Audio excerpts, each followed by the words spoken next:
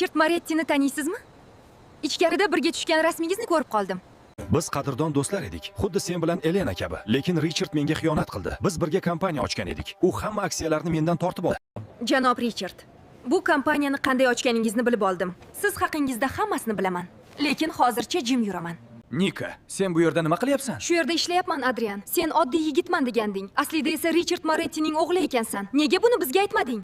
Adrian, sen Elenani tanlab xato qilyapsan. U senga munosib emas. Uning otasi oddiy bog'ibon, onasi ham oddiy ayol. Bu nima deganing, Nika? Men sendan bunday gapni kutmagandim. Elena seni dugonam deb o'ylaydi. Sen esa uning ishonchini shu gaplaring bilan o'ldiryapsan. Nika, sen bilan shirinlik do'koningda ishlamayaptimi? U hozir mening dadamning kompaniyasiga ishga kiribdi. Senga aytmadimi? Sen Nikaga ishonasanmi? Albatta ishonaman.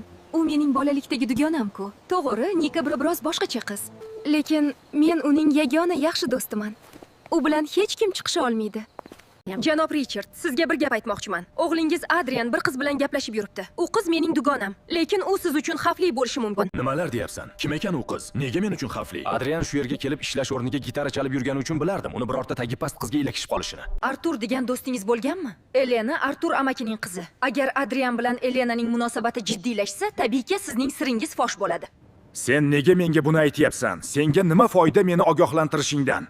Yashirmayman, chunki Adrianni yoqtirib qoldim. Elenani esa yomon ko'raman. Bolaligimizdan doim unga hamma narsaning eng yaxshisi nasib qilardi. Bu safar Adrianni berib qo'ygim kelmayapti. Sen menga yoshligimni eslatyapsan, Nika. Maqsading yo'lida hech kimni ayamas ekansan. Sen menga yoqding. Demak, agar Elena muammo bo'lsa, uni Adrianni hayotidan chiqaramiz.